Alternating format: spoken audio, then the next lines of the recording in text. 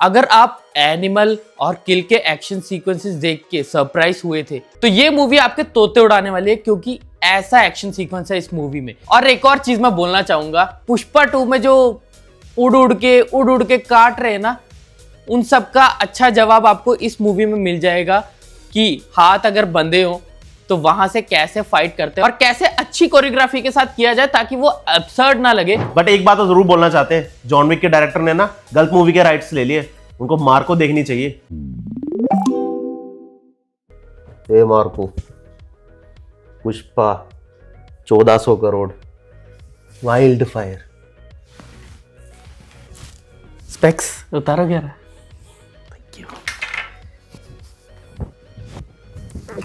भैया मेरे मुंह से निकल गई भैया, वाइल्ड फायर नहीं है मैं। अगर आप सोच रहे थे कि एनिमल और किल में बहुत ज्यादा ब्रूटैलिटी है, तो एक ऐसी मलयालम मूवी आई है जिसने ब्रूटैलिटी की हदें पार कर दी है। यूजुअली ऐसा होता है कि जब ए रेटेड मूवीज आती है तो उसको थोड़ा टोन डाउन किया जाता है फैमिली ऑडियंस के लिए। एक पूरा ए रेटेड मूवी आज तक नहीं आया था अंटिल एनिमल एंड किल। किल देखने के बाद तो लोगों ने ऐसा कह ही दिया था कि किल के ऊपर तो कुछ बन ही नहीं सकता, और जॉन विक के मेकर्स ने जब इसके राइट्स लिए तो लोगों को सच में लगा कि इससे ज्यादा ब्रूटल कोई मूवी इंडिया में बन ही नहीं सकती। बट मलयालम इंडस्ट्री ने एक ऐसी मूवी निकाली जिसने किल को भी पीछे छोड़ दिया। ब्रूटैलिटी इतनी कि आपसे सहा नहीं जाएगा, और फिकल माइंडेड लोगों के लिए मूवी बिल्कुल नहीं है। जब हमने मार्को देखी, हमें तो एक ही चीज लगी कि ये सर्टिफिकेशन वालों का इस बार क्या हो गया। हर बार ऐसा होता है कि वो कुछ ना कुछ कट लगा देते हैं, बोलते हैं यार ये नहीं आना, ये नहीं आएगा। इसमें तो सब कुछ था। हमने इंडियन सर्टिफिकेशन को इसलिए भी कॉल आउट किया क्योंकि हमें पता है बहुत ऐसी मूवीज आई थी इवन बॉलीवुड में, जैसे कि एक विलन आई थी, वो मूवी भी स्टार्टिंग में बहुत ज्यादा ब्रूटल कही जा रही थी, बट उसको भी टोन डाउन कर दिया था। Same with animal. Even though Ranbir Kapoor आज भी कहते हैं कि उनको इंडस्ट्री से लोग बोलते हैं कि तूने एनिमल जैसी मूवी क्यों की, क्योंकि वो बहुत ज्यादा ब्रूटल थी। बट एक बात तो जरूर बोलना चाहते हैं, जॉन विक के डायरेक्टर ने ना गलत मूवी के राइट्स ले लिए, उनको मार्को देखनी चाहिए। और आज हम आपको बताएंगे मार्को इतनी ब्रूटल, इतनी अच्छी मूवी है, बट इसको लोग देखने नहीं जा रहे। हम पर्सनली ये चाहते हैं कि जो मार्को मूवी है ना, ये हर लोगों तक पहुंचे, लोग देखें, क्योंकि लोगों का ऐसा होता है कि मलयालम मूवीज है वो थोड़ी इंटेलेक्चुअल मूवीज बनाते हैं जो लोगों को पसंद आए। बट पहली बार ऐसा हुआ है कि मलयालम इंडस्ट्री से एक ऐसी मूवी आई है, जैसे अब कहते हैं ना कि कांतारा पहले नहीं चली थी, उसके बाद बहुत बड़ी हिट रही। तो हम पर्सनली चाहते हैं कि ये भी कांतारा जैसे परफॉर्म करे, लोगों तक पहुंचे, वर्ल्ड सिनेमा देखे, पता लगे कि मलयालम सिनेमा किस लेवल तक पहुंच गया है। तो आज हम आपको देंगे मार्को मूवी के डिटेल्ड एनालिसिस, जिसमें हम उसके कैमरा, एक्शन, प्लॉट, सब चीजों के बारे में डिस्कस करेंगे, और आप खुद डिसाइड कर सकते हैं कि इस मूवी को आपको देखने जाना है कि नहीं। तो आइए शुरू करते हैं। और हाँ, ये स्पॉइलर फ्री रहेगा, हम स्पॉइल नहीं करेंगे कुछ भी आपके लिए। कोई है जिसे तूने दुश्मनी नहीं की?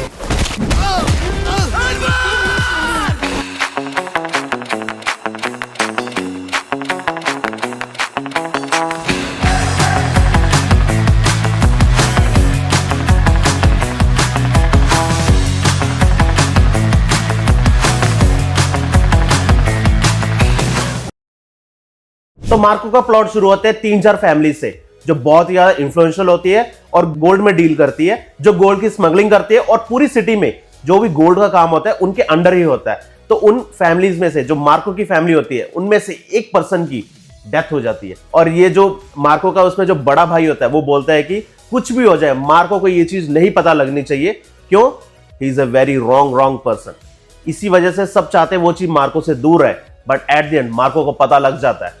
बट जब मार्को आता है तो वो सीधा ही चर्च में जाके एक ही चीज बोलता है, जिसने भी उसको मारा है मैं उसको ढूंढ के मारूंगा। फर्स्ट हाफ तो वैसे भी पूरा बिल्डअप में ही रह जाता है। जैसे ही इंटरवल आता है तब हमें थोड़ा सा एक्शन देखने को मिलता है, जो बहुत ही ज्यादा ब्रूटल होता है। तो हम सोचते हैं कि इससे ज्यादा ब्रूटल क्या ही होगा, बट एंड आते आते ये मूवी इतनी ज्यादा ब्रूटल हो जाती है कि आप बिल्कुल नहीं देख पाओगे। अब मैं बात करना चाहूंगा इस मूवी के एक्शन सीक्वेंसेस के बारे में।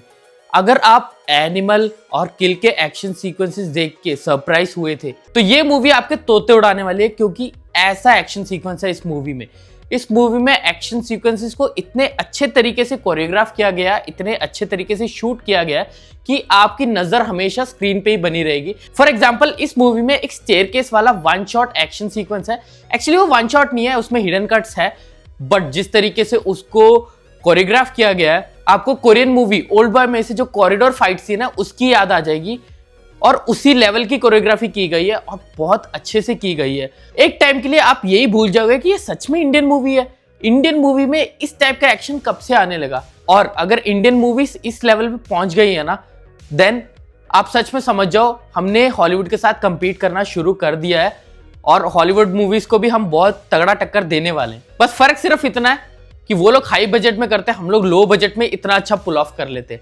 और एक और चीज मैं बोलना चाहूंगा, पुष्पा 2 में जो उड़ उड़ के काट रहे हैं ना, उन सब का अच्छा जवाब आपको इस मूवी में मिल जाएगा कि हाथ अगर बंधे हो तो वहां से कैसे फाइट करते हैं और कैसे अच्छी कोरियोग्राफी के साथ किया जाए ताकि वो अब्सर्ड ना लगे।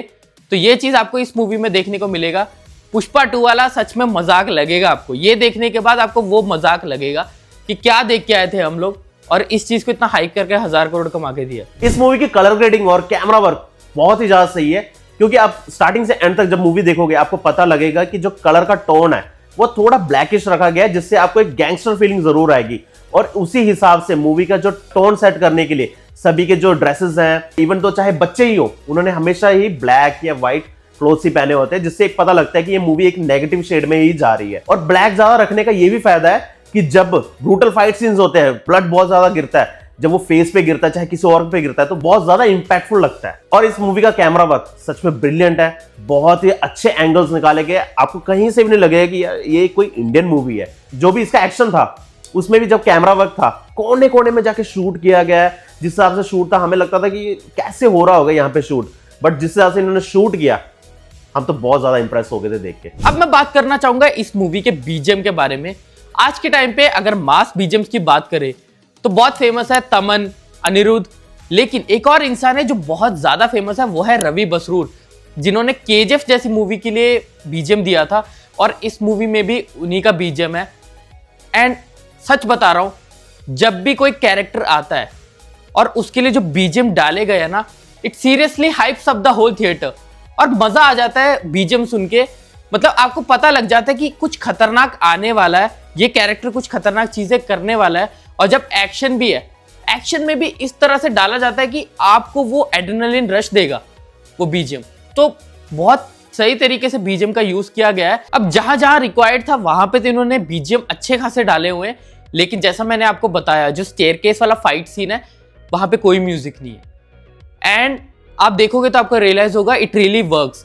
उस जगह पे म्यूजिक की कोई जरूरत नहीं थी, क्योंकि ऐसा फाइट सीन है आपका सारा ध्यान उस फाइट पे रहेगा और म्यूजिक की जरूरत आपको लगेगी नहीं। उसके बाद जब म्यूजिक की जरूरत पड़ती है, एकदम बढ़िया वाला बीजीएम डाला जाता है और हाइप अप किया जाता है और बहुत मजा आता है। मजाक की बात नहीं, बहुत मजा आता है। इतना सही बीजीएम रिसेंटली मैंने किसी मूवी में नहीं देखा। इस मूवी में मुझे एक ही वीक पॉइंट लगा, वो है emotional connect with the audience. मेरे हिसाब से किल मूवी में वो इमोशनल कनेक्ट थोड़ा ज्यादा था, क्योंकि फर्स्ट हाफ में जब उस प्रोटैगनिस्ट की गर्लफ्रेंड मरती है, उसके बाद से जो उसको गुस्सा आता है वो हमें फील होता है कि हाँ, उसको उस चीज का बहुत गुस्सा है और वो जो भी कर रहा है वो जस्टिफाइड है। लेकिन इस मूवी में जो चीजें होती है, प्रोटैगनिस्ट को भले ही वो चीज अफेक्ट करती हो, लेकिन वो जो इफेक्ट है वो ऑडियंस को भी फील होना चाहिए। वो चीज थोड़ी कम लगी, बट ठीक है। नॉनदलेस मूवी में एक्शन बहुत सही है और हॉलीवुड में भी जॉन विक वगैरह है, उनमें इमोशनल कनेक्ट नहीं है, बट जिस तरह से एक्शन कोरियोग्राफी की गई है, एक्शन पीस सेटअप किए गए हैं, वो इस चीज के लिए बहुत ज्यादा फेमस है। तो इस मूवी के लिए भी मैं यही कहना चाहूंगा कि आप ये चीज थोड़ा इग्नोर कर सकते हैं, क्योंकि ये एक बेंचमार्क मूवी है। इस लेवल की मूवी आई डोंट थिंक कि रीसेंट टाइम्स में आएगी। और लास्ट पॉइंट है परफॉर्मेंस। भाई हैट्स ऑफ है उन्नी मुकुंदन को कि आपने ये मूवी की, आपने ये गट्स दिखाया ऐसी मूवी करने का, जब मोस्ट ऑफ द स्टार्स होते हैं वो मना कर देते क्योंकि बहुत ही गोरी एक्शन है, इतना ब्रूटल है, किसी को कैसे मारते हैं, इवन तो उसका फर्स्ट सीन जैसा है कि कुत्ते का जबड़ा तोड़ देना। तो ये सब चीजें ना कोई भी एक्टर करने से पहले ना 100 बार सोचा है कि मैं क्यों करूंगा ऐसी मूवी। हम सच में चाहते थे कि कोई ऐसी मूवी आए, मलयालम इंडस्ट्री से भी आए, हम वेट कर रहे थे। जब ये मूवी आई तो इसने सारे ब्रुटैलिटी के सारे रिकॉर्ड तोड़ दिए। किल तो पता नहीं कहीं पे पड़ा है, तो सच में बता रहे हैं बहुत सही परफॉर्मेंस था। और हम इस बंदे की तारीफ इसलिए भी बहुत ज्यादा कर रहे हैं क्योंकि ये एक आउटसाइडर है। चलो मानते हैं मलयालम इंडस्ट्री में फिर भी आउटसाइडर हो चाहे इनसाइडर हो, इक्वल अमाउंट में प्यार मिलता है, बट ये बहुत टाइम से इंडस्ट्री में है और इनको एक ऐसी मूवी नहीं मिली थी जिससे ये एक ए लिस्टर वाला स्टेटस अचीव कर ले। बट हाँ, ये मूवी देखने के बाद हम ये जरूर कह सकते हैं ये मूवी इनके लिए एक गेम चेंजर मूवी है और अब ये ए लिस्टर का स्टेटस जरूर अचीव कर लेंगे।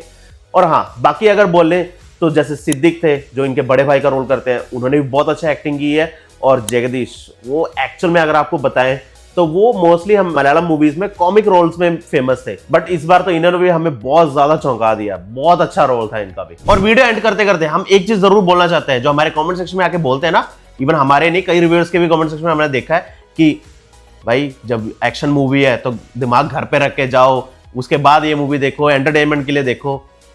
भाई आप जरूर ये मूवी देखना जाके, जो ये कमेंट्स करते हैं ना, एक बार जरूर देखना। आपको दिमाग घर पे रखने जाने की जरूरत नहीं है, आपके साथ ही लेके जाओ, क्योंकि इस मूवी में जो एक्शन है ना, अच्छा एक्शन है, और ना कि वो 1000 करोड़ जैसी मूवीज जैसा एक्शन नहीं है। अच्छा लॉजिकल एक्शन है इस मूवी में, जो आपको फील होगा देख के कि हाँ भाई ऐसा असली में हो सकता है। अगर किसी का हाथ टूट रहा है तो उसकी हड्डियां तक दिखती है उसमें, ऐसा नहीं कि बस उड़ के जाओ ड्रैकुला जैसे काट लिया, ऐसा नहीं है कुछ भी उसमें। और हम एक स्पेशल मेंशन करना चाहते हैं इस मूवी के डायरेक्टर हनीफ अडेनी का। किसी बंदे को अगर सेंसर बोर्ड ने छूट दिया ना कि तुम ए सर्टिफिकेट वाली मूवी बनाओ, तो इसका मतलब ये नहीं कि आप उनका बुरा सपना ही बन जाओ, क्योंकि इस लेवल की चीजें की गई है। इनफैक्ट ये मूवी एक्चुअली 2.5 घंटे की मूवी है, बट इसका जो एक्चुअल कट था वो 3 घंटे के राउंड का था, और कुछ चीजें काटनी पड़ी थी। तो आप सोच सकते हो वो कितनी ज्यादा ब्रूटल रही होंगी, जिसकी वजह से सेंसर बोर्ड ने बोला कि काट दो। अब उन्होंने कहा कि यार अगर सारी ब्रूटल चीजें काट रहे हैं तो मूवी नहीं रहेगी, तो इस वजह से उन्होंने कहा कि रख लो, कोई बात नहीं, ए सर्टिफिकेट दिया, आप रख लो, आप रिलीज कर लो। बट जो विजन है इस डायरेक्टर का ना, हैट्स ऑफ है, और मजा आ गया।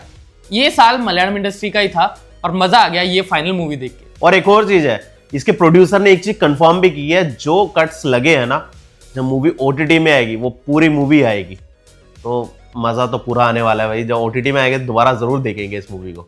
और ये वीडियो खत्म करते करते हम एक ही चीज बोलना चाहते हैं कि जिस तरह से कांतारा एक पैन इंडियन हिट बनी थी, वो मूवी जब पहले रिलीज हुई थी ज्यादा लोगों को पता नहीं था, रिव्यूअर्स ने रिव्यूज दिए, वर्ड ऑफ माउथ से वो चढ़ी और एक पैन इंडियन हिट बनी। और उसी तरीके से इस मूवी को भी एक पैन इंडियन हिट जरूर बनाना, क्योंकि एक बेंचमार्क मूवी है जो हम सच में चाहते हैं। It's not because it's a Malayalam movie, हम सच में चाहते हैं कि इस टाइप की मूवी को रिकॉग्निशन मिले और एक पैन इंडियन हिट बने। और कमेंट्स में ये लिखने से पहले कि यार हम मलयालीज हैं इसलिए हम ऐसी मूवी को प्रमोट करें, ये लिखने से पहले एक बार मूवी देख लेना, जरूर देखना।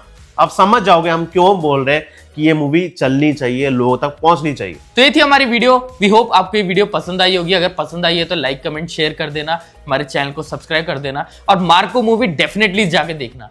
तो तब तक के लिए बाय।